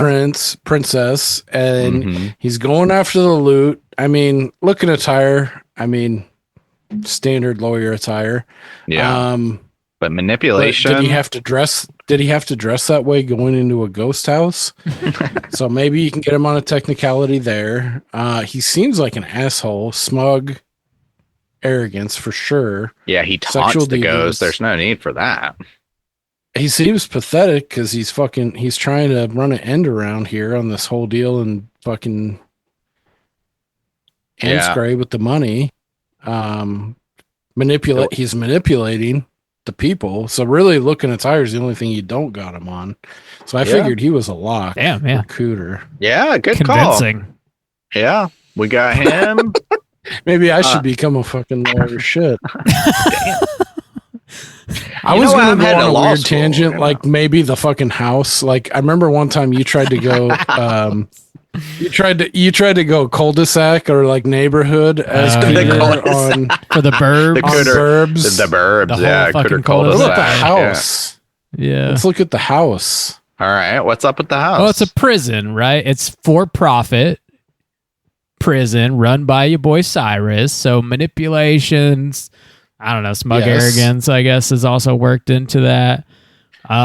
Looking attire. The house looks stupid, right? Dude, the house looks dope. And I'd it's live in that see-through, house. so you can see what's going on. Right. So if you're banging it out, maybe you could it's even because tie that into you want sexual people to deviance. see. You know, yes, well, sexual maybe deviance. I do. There you go. Well, maybe So you maybe almost got 4 maybe right there. yeah. I mean, block the house up. I think. Yeah. Probably. Maybe I do. And then maybe too, I was thinking about maybe even electing myself for Cooter of the Week. Jim G, baby. Because I Do you finished see? the Malort. Holy finished shit, the you Malort. did. Dude, I thought you were drinking And a then- beer. No, I was Oh. throughout the middle. And then I chased it with Baja Blast. So I used a Baja Christ. with a Baja back, a Baja back blast, which is what Mrs. G baby might be in for later on if she plays her cards right. So, so we got a 3-way tie for Cooter, I think, and I'm gonna elect myself because Dude, what a champ, dude. I thought, okay, I saw you kind of like sipping, but I didn't realize you were drinking the Malort style. I was like, yeah, yeah. he probably just, oh my God, dude. What a legend. Holy shit. I love it. I had to for the show. That's why I'm glad I didn't get the 5th, because Dude, even if I oh would my have taken God. one shot over the pint, that would have been one toe over the line.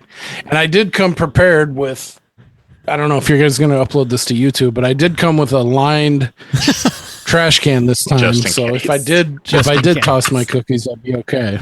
It wouldn't leak through the It basket. will go up. It will go up on YouTube. So Eventually. Yeah, I'm feeling pretty solid right now though. So I ate a nice meal beforehand. So, good. anyways, Cooter. I couldn't tell you were still drinking Malorts though. Hey, I thought you were sipping a beer. I was sneaky about it. Sneaky. I didn't want to make it a big show. Well, I also drank this entire bottle of Humble Four man. Walls whiskey. Actually, if you look right there, if you stop there, I didn't really at all. I'm just kidding. I would be able to fucking talk if I did that. Jim, you're a good man. Happy St. Patty's Day. Happy St. Patty's Day, y'all. Lock the house up. Lock everybody up. Throw away the key. Lock them up. Hide your kids. Hide your wife. Jim's twisted on that Baja back blast. Look out. Boys, let's talk about what we've been watching this week. Hey gang, what you been watching? I just found the what's on the back of the box. Nailed it. It's in the W's. Just in time. Yeah. Jim, besides 13 erotic ghosts, what have you been watching this week? Let's do it. Let's see. I've been going back to the theater actually quite a lot. I got the Regal pass. I don't know what the fuck it's called, but we pay like $18 a month and you get unlimited. So we've been fucking using that hard. Saw Paddington in Peru, banger. If you have kids, Nice. I love those movies, dude. They're so good. dude. Paddington's sick. The 3 is definitely a drop off in quality from 1 and 2. I mean, those are like the fucking pinnacle. You can't, you can do no wrong. But 3 is still fun. Antonio Banderas is a lot of fun in it. But like horror centric, I just saw The Monkey, and I think I got a fall right around Bob, where I was like, I'm not really digging this. Like I couldn't put my finger on why. Like I liked the gore. It just didn't do it for me. My favorite part was the beginning, fucking Adam Scott going ape shit on fucking that monkey with the flamethrower. That was the best, and went downhill from there. I really did like the for some reason the hotel electricity the pool scene. I wasn't expecting that at all. It just, I found it funny, even though it's not funny. But saw the monkey. I enjoyed the experience. I didn't like the movie. I thought it could have done a few things different to carry it over the line for me. I actually caught up on Invincible from a nephew's request because I saw the first season on Amazon. It's like an animated superhero show akin to The Boys. I watched the first season back when it came out in 2021, and then I just fell off of it completely. And I picked it back up. It's actually really good. I really like it. I think I'm like 2 episodes behind on season 3. I've heard that's good actually from a couple different people, so that I might have to check that out. It's a cool show. It's very brutal, very bloody. It's from Robert Kirkman, who did Walking Dead. He's done a lot of their comic stuff. It's brutal shit. It's basically it's very similar to The Boys, but I feel like it's got a different tone. It's got a very different tone. It's more likable to me than The Boys. The Boys feels more mean spirited and like political and kind of more in your face, whereas Invincible is more like you can turn your brain off. There's like space stuff going on, but yeah, that's what I've been watching. Solid. Juice, what you been watching? I watched The Ninth Gate, hopefully for an upcoming feature, as long as we can get it sorted on the schedule with Caitlin over at Plug It Up. Well, nice. I mean, we'll get to it eventually. Nice. But yeah, I'd never seen that before, so that was new for me. And yeah, it was pretty interesting. I love that movie. Johnny Depp.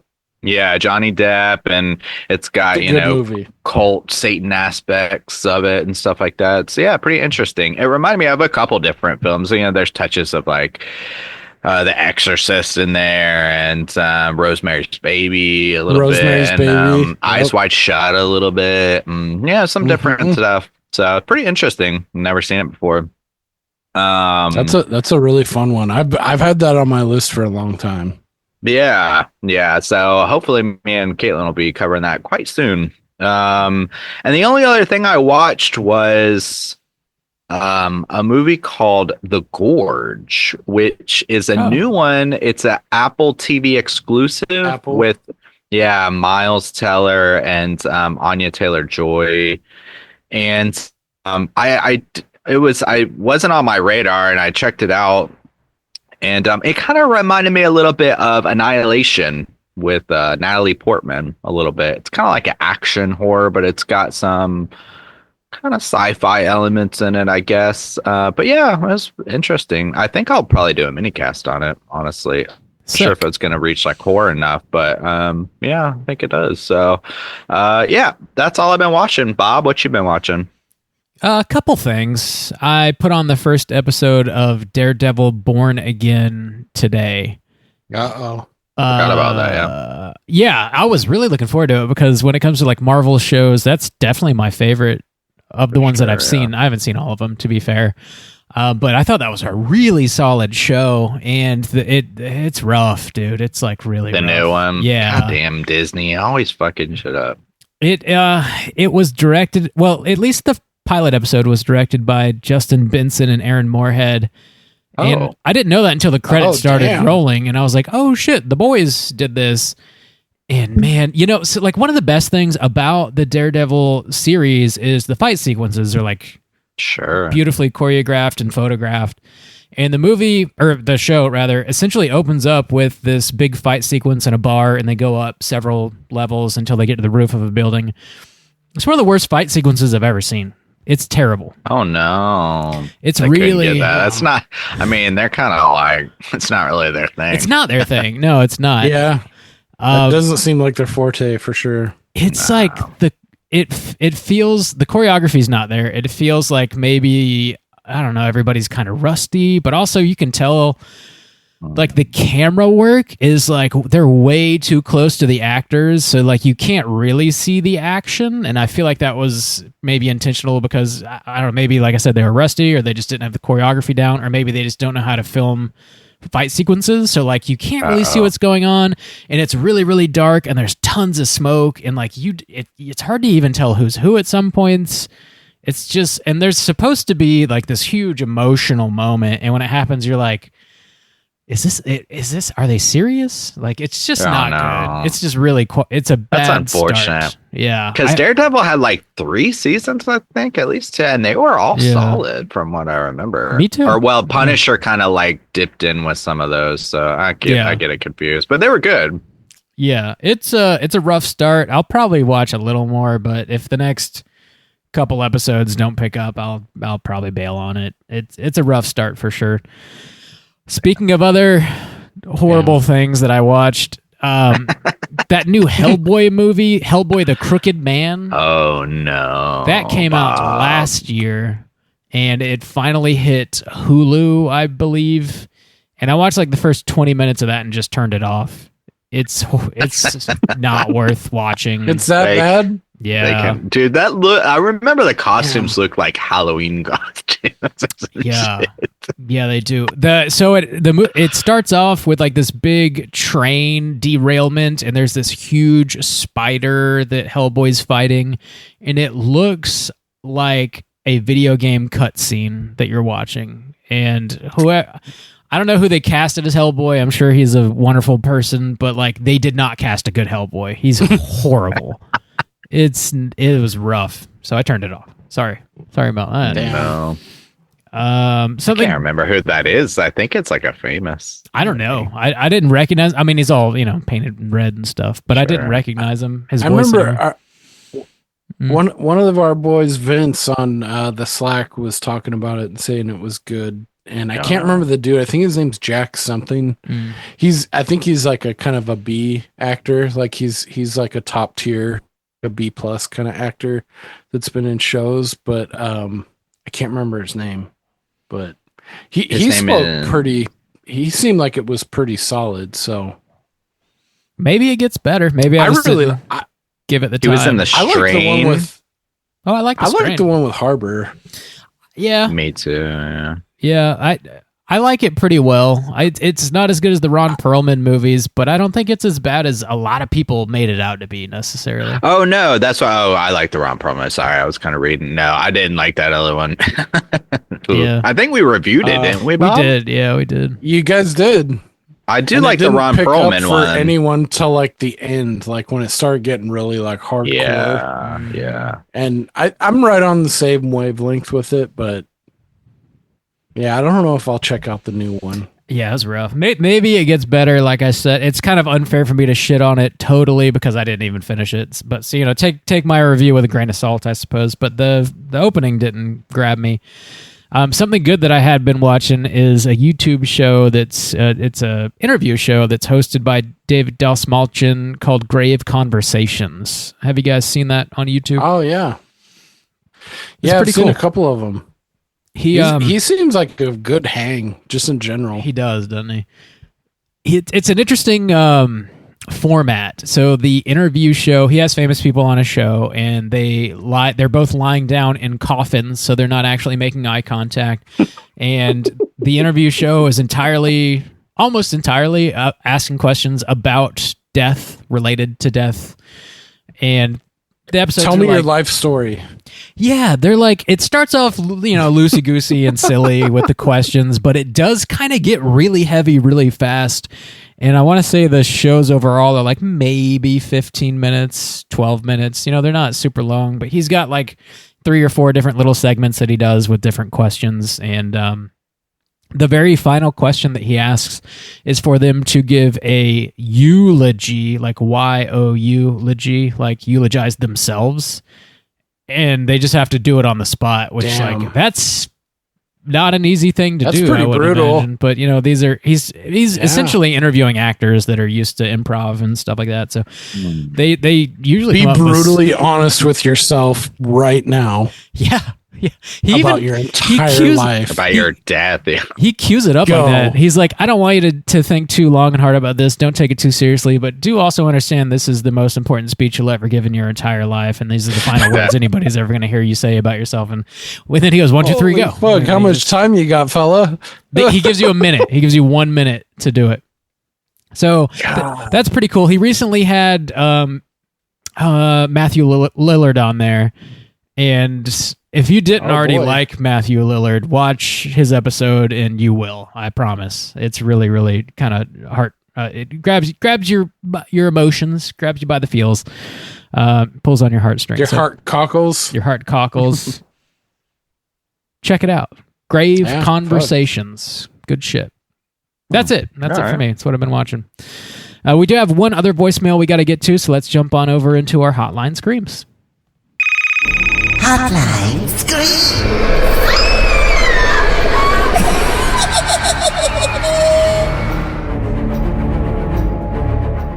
If you guys are listening and would like to call and leave a voicemail to be featured on next week's show, hit us up at 904-638-3231. We're going to hear from Kristen. Let's hear what she's got to say. Here we go. Hey guys, it's Kristen here. I was kind of taken aback by that voicemail intro. I wasn't expecting that, but I loved it. But getting back on topic here, as a moth girl, I'm very offended by what Soju had to say at the end of last week's episode. I just want you to know, if you have that red porch light on, I'm coming for you. I am going to destroy your life in 6 months. I'm going to eat up all of your clothes, and I'm going to blow your light bill out of the water. I try not to get upset while recording this, but I can't help myself. I'm very hurt. I don't know if I can listen to you guys anymore, but anyway, I still love you. Bye. See what you did, Juice? Do you see what you did? Those moth girls. Woo. Awesome. Fantastic. They are emotional, which is why they're typically not, marriage material. For those listening, that's typically how it goes, For those listening that are wondering what the fuck was that all about, last episode we were talking about goth girls, and Juice was like, "Yeah, you can't ever marry the moth girls, like getting fucked up," and meaning you can't marry goth girls, which everybody knows is incorrect for sure. And I invited anybody listening to call in and tell Justin that he's full of shit and needs to get haunted. So they did. Thank you so much for doing that, putting him in his place. Thank you for your call, Chris. We do love it. She's gonna ruin your light bill. You ready for that? Yeah. Turn on the red light. Watch them come flocking, though. Come flocking. Not marriage material, TLC, the red light special, just fucking outside your door. Walking and flocking. Red light special all through the night. Ooh. Hope you got that Baja Blast on the ice, dog. Ladies like that. It's a good year. I have one. You more don't know what rum soundbite. is. Rumpelstiltskin? I have a bump I want to play just because I have no idea what it is, and I'm really curious. So here we go. I'm here for you, brother fucker. Damn. Well, that's what it is. What that is from. Yes. Rumpelstiltskin's a good man. Yes. Dude, there's a couple bumps I've recommended over the years to Randy. I don't know if he's used them, but I wish I could remember one of them now. There's one of you, Bob, that's just fucking awesome. I can't remember it. I say a lot of dumb shit, so you're welcome. Fill me up, Diddy. I thought that might be Bob. I thought that might be a perfect placement, but it was not. See, Randy says dumb shit too. Look at that. Hit all the Randy bumps while he's not here. All three of you, yeah. You see any other ones on there? I think that's all I got, actually, to be honest. Diddy. Oh man, that was good. Just fucking roast Good his times. ass. Mikey, dude, speaking of the while he's not Rumpelstiltskin bump you hit, Jim, Mikey's always referencing that Rumpelstiltskin's a good man. He's like, what goes good with rum? You. You goddamn. It sounds terrible. He's like, "What's rum? You don't know what rum is? You don't know a Rumpelstiltskin? Rumpelstiltskin? Rumpelstiltskin was a good man. So were you Is guys. that Big Daddy? Big Daddy? Yeah, that's a good one. That's right. Nailed it. What are you, my therapist? Take a walk.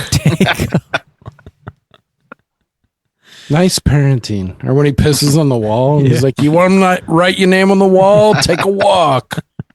What's your name? I'll write I it. was like, God, I can't wait. I can't wait to do that with my son. Just piss on a fucking wall in public. God. Old Jim Jr. Just writing people's names. So great. Thanks for Yeah, calling, I lost Kristen. Definitely good to hear from you. Again, if you guys thanks for calling, Kristen. if you guys are listening and want to call in for next week, hit us up at 904-638-3231. Tell Juice he's full of shit, full of dog shit. Again. just keep We're doubling down. That was a great call. That was a great call. For sure. That was I good. left my fucking ball sack off. It's true. His The ball only thing that sack's could gone. top it is a yeah. The extraterrestrial is gone. Damn. Baseball. I still want to hear The about only thing that could top it is a Hugh Janus. a Hugh Janus Oh, voicemail. man. You throwing out the call Janus in. signal? You got to throw it up up. if you want a Janus. The butthole in the sky, the Hugh Janus signal. It's I'll do it.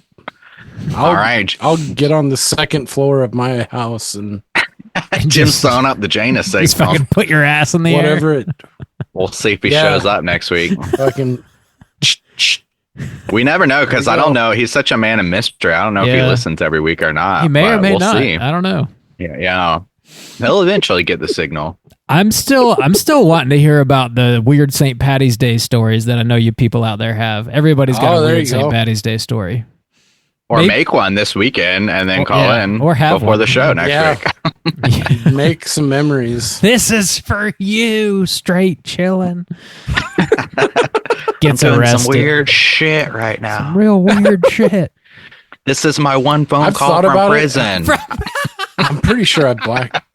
Yeah, I've blacked out or something's happened every time I've had a good one, so I can't even tell. Can't even remember. Yeah, maybe that's the problem we're running into. I bet Hugh Janus has one weird St. Patty's Day story. He's gotta.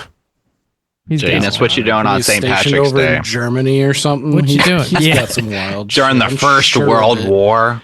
Yeah, I'd bet my life on it. He had leave in 1925 or whatever and went to this weird underground German booty hole bar or something. And Well, let him tell it, Bob. I mean, oh, come on. yeah. I was just keying it up. That's sorry. 100 years ago, he did this.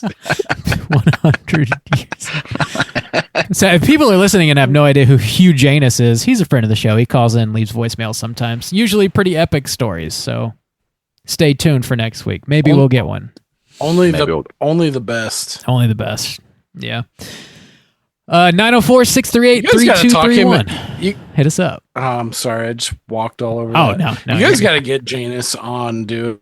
That would be epic if you could get Janus on for an episode. Maybe. We're trying not to, he is a man of mystery. Yeah. You can't, That's true, but fuck, peel back. can't the, pull the, but yeah, cover a can't peel little the bit. curtain back too much.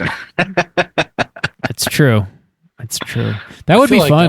That would be wild. That'd be world breaking.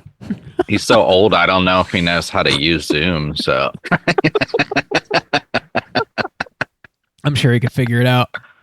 I don't know. Yeah, let's old people shame him right now to just. We'll have prove to you call. wrong. Yeah, we'll have to. Yeah, we'll have to Fucking send someone asshole. over to You can't his even house open a to set up PDF, his. I bet, Hugh Janus. Hey, Whoa, damn! Juice, you're an IT guy now. You can do that, right? You got that. I guess You got so, that. yeah. You got that covered.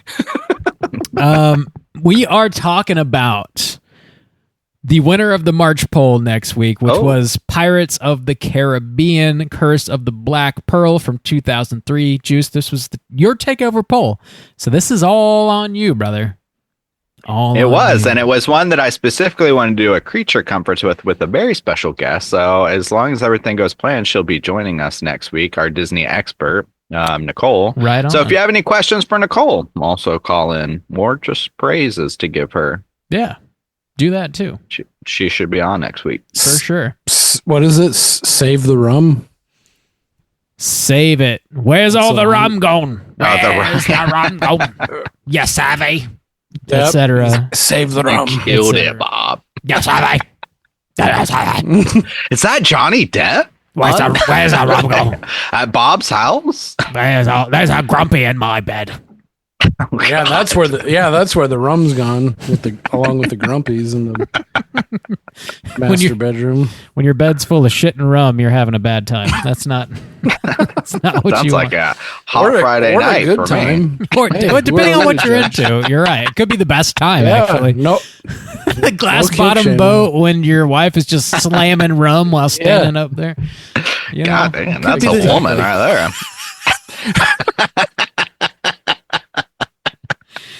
Oh no. That's marriage material, not the guy.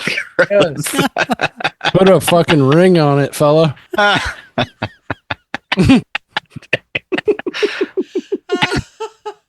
Oh, no. There wasn't one before. There should be. Bite down and pray for lockjaw, fella.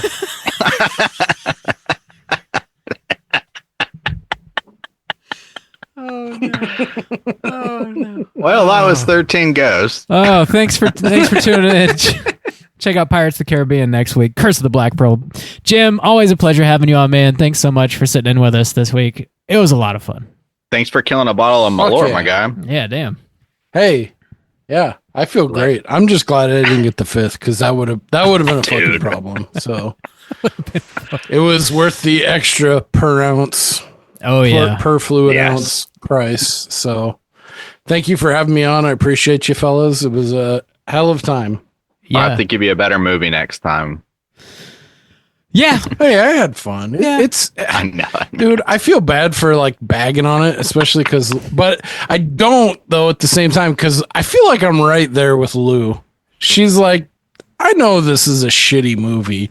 It has cool stuff going for it, but you know, it's not a good film, but you can still enjoy it. So I don't feel as bad after hearing her review. I was like, oh, fuck, she picked this. Like, fuck. She hates me. I think we're on the same wavelength. Like, I could have gone maybe a scotch higher, but yeah, this was a good time. Got to be true to yourself. Always. Got to be true to yourself. Nobody's saying this is a great movie. It's a fun one, though. It's a fun one. Check out Waxing the Porpoise everywhere you guys get your podcasts. Be sure to show Jim some love. And until next week, as always, everybody, please keep chilling. This is a certified hood classic.